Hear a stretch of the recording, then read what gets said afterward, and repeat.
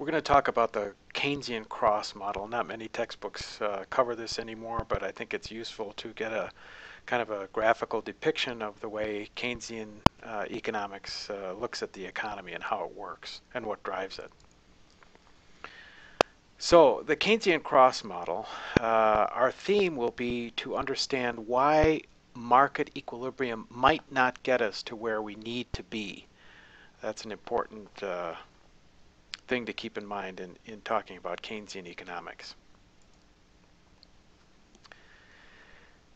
We're also going to look at, we're going to derive the expenditure multiplier. So let's start simply by saying that consumption is a function of income. And there it is in sentence form, and we see it down below as consumption is a function of income in a mathematical sentence. And that'll be equation 1. Equation 1 then is the consumption function statement, where A is, if this were an equation of the line, we would say that A is the intercept term.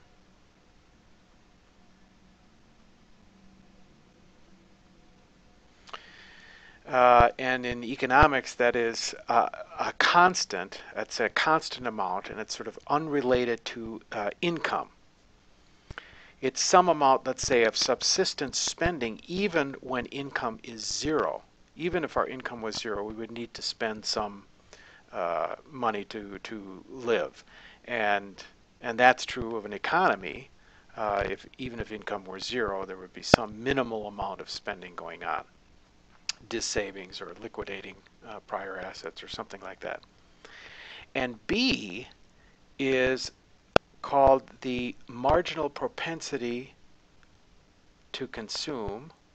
That's what Keynes called it, marginal propensity to consume. Marginal, extra, propensity, synonymous with tendency toward, and then consumption. So an additional tendency toward consuming. So what marginal propensity to consume means is, let's say if my income changed by 100, or the economy's income changed by $100 billion, what does consumption change by? Okay, so let's say if it were 75, for every $100 extra I got in my income, or if the economy grew by $100 billion, let's say 75 billion would be spent right away and the rest saved or delayed spending. So that's called the marginal propensity to consume. It is also in this mathematical sentence here, or equation of a line, the slope of that line.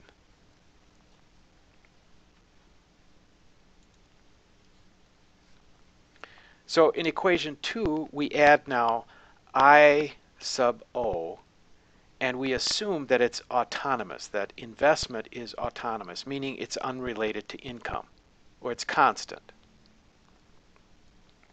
In equation 3, we subtract the same quantity from both sides,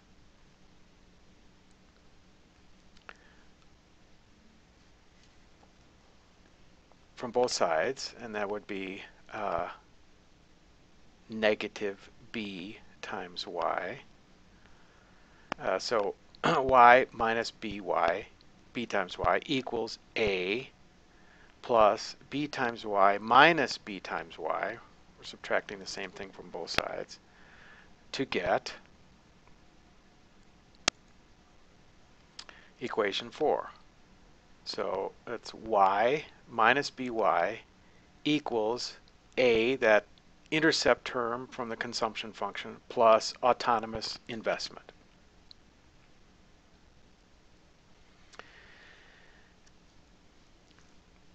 Then we use the distributive property to get equation 5, which is y times the quantity 1 minus b. That's from here. Is equal to the intercept term of the consumption function plus autonomous investment.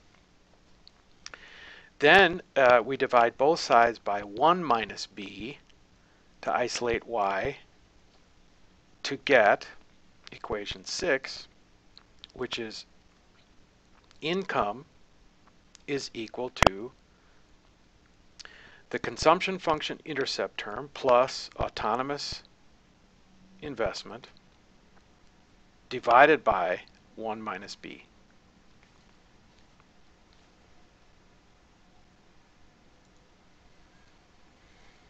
So our full model in equation form, simplified, is equation 7.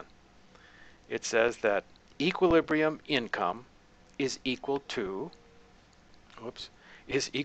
consumption plus autonomous investment plus autonomous, we're just assuming this, plus autonomous government spending plus autonomous net exports. Of course, those are unrealistic simplifications, but for illustration it works.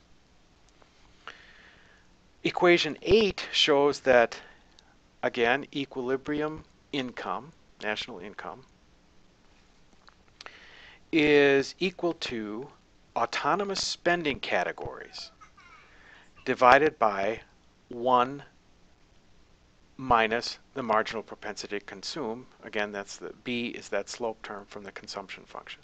So here's an autonomous, that's the constant, the slope, the intercept term from the consumption function.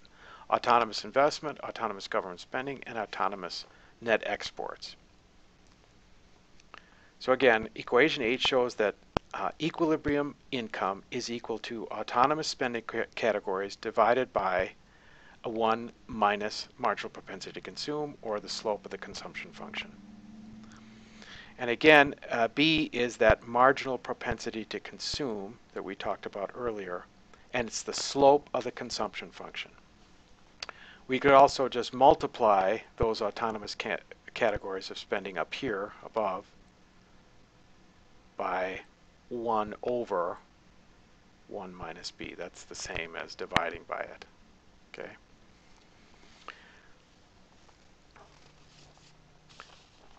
So equation 9 down here at the bottom is really a computational model, and you'll see some of these kinds of questions, or you used to see them on the AP macroeconomics exam.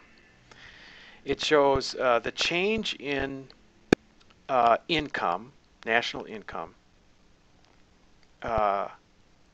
is equal to the change in an autonomous category of spending, or expenditure, hence the term expenditure multiplier, times that expenditure multiplier. So we've got the change in national income is equal to the change in, let's say in this case, G, because we're assuming that government spending is just an injection into the economy.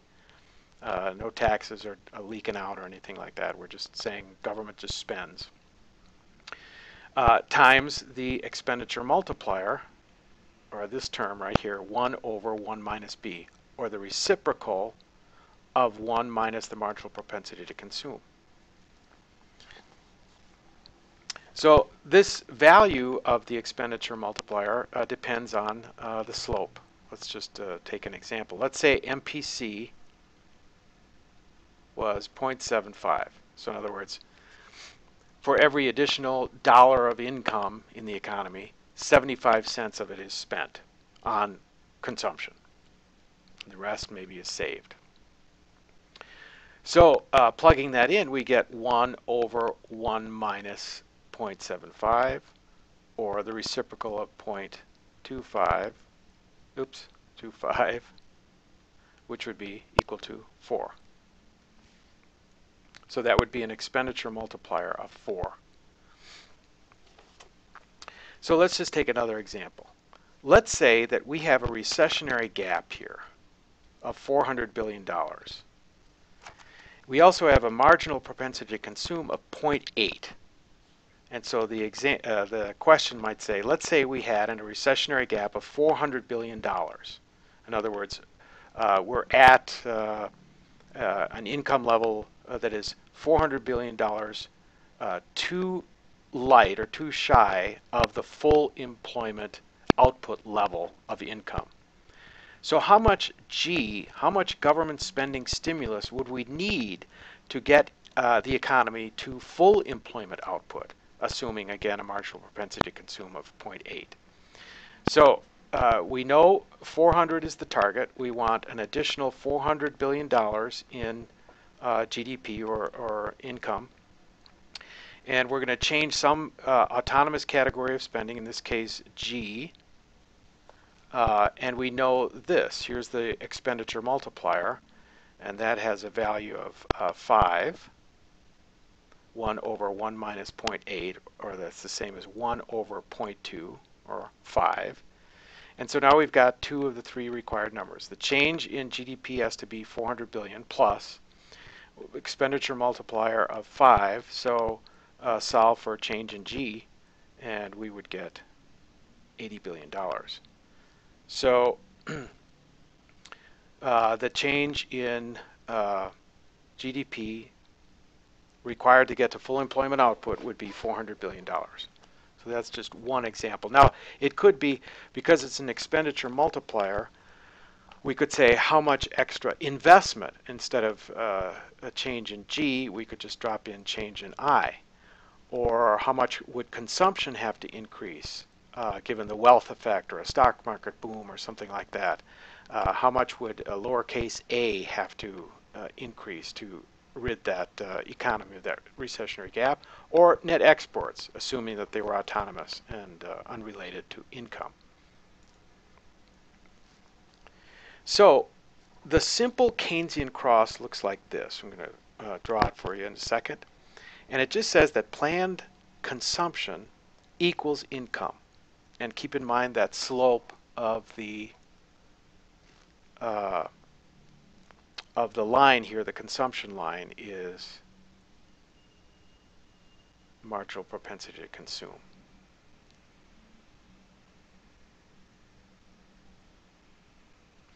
So there's A.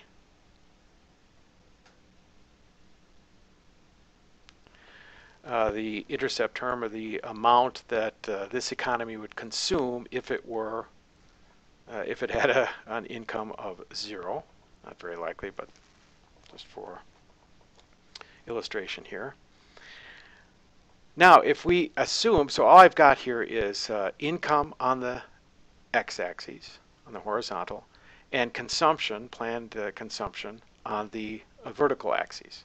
And there's our consumption function right here. Notice the 45-degree line, the dots. Those are lines of equidistance between the two axes. Okay, so let's take here. So this point right here is 2 squares, oops, 2 squares over, and 2 squares up. And that's consistent throughout. So that 45-degree line would show the equality of consumption to income.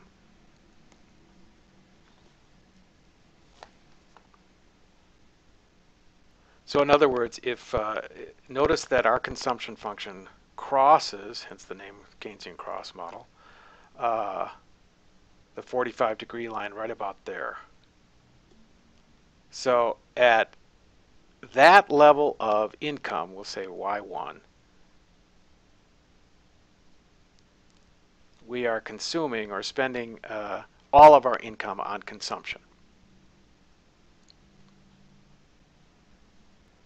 Now, one interesting thing we can do this is to relate the Keynesian cross to the model that we're more used to, and that is the aggregate demand, aggregate supply. So if we take any point, let's say on the income axis, and go up to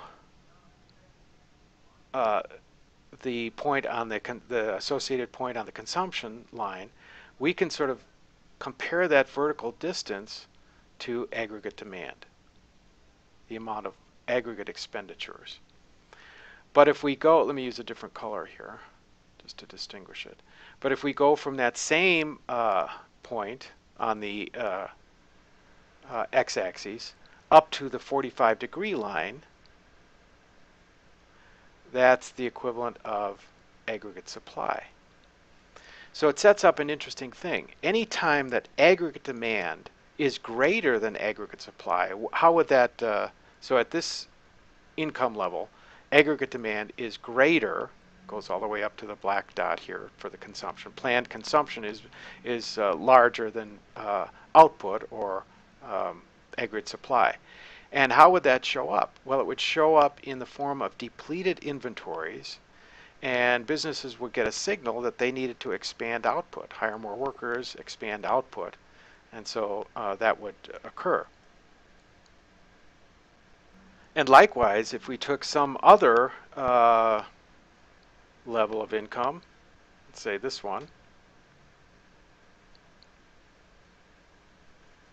and went up to the 45-degree line, and that would be our aggregate supply at that level of income. But our aggregate demand, in this case just consumption, is less than that. So what would happen in this economy, where aggregate demand is less than aggregate supply, how would that show up? Well, the signal would be piling up inventories, unsold goods. That would be a signal for businesses to cut back on production. So that's relating the Keynesian cross to the model that we're more familiar with, ADAS.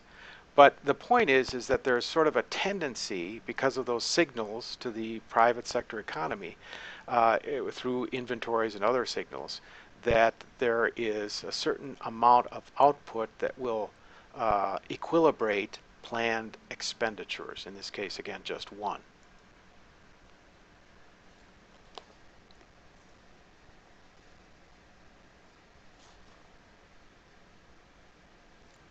So we've got this tendency toward equilibrium output level of income. And let's go back to the original color. So back to the Keynesian cross model, we're saying that planned consumption is equal to income. Now, let's add back in those other categories of autonomous spending, investment, and we'll just, here's income along the x-axis, and we're going to say investment is autonomous. We're also going to say that government spending is autonomous, and we're also going to say that net exports are autonomous. So it's unrelated to income and therefore constant. Now, this is a simplifying assumption. We could easily, the more realistic assumption obviously is that these functions would have a slope just like consumption. But that's an unnecessary complication at this point. But just to show you that there is flexibility with the explanatory power of this model. So now the full Keynesian cross model would look like this. We start with consumption.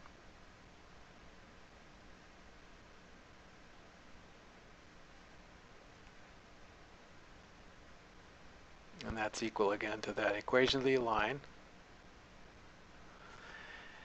C equals A plus B times Y. Then we'll add in autonomous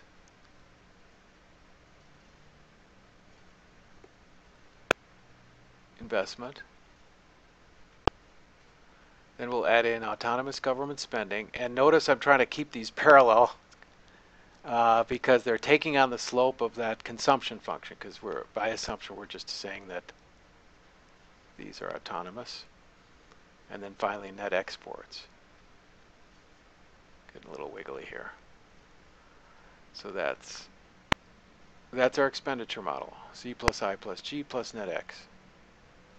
Planned spending, and all those are autonomous by assumption, except consumption. That's not autonomous.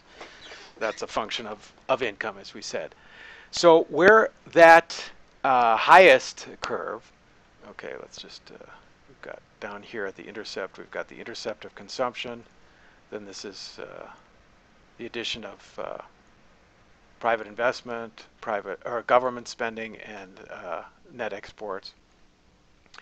So where that crosses the 45-degree line, then, we know from before that's the equidistant line. And that would be equilibrium income, because that would be the amount of planned spending,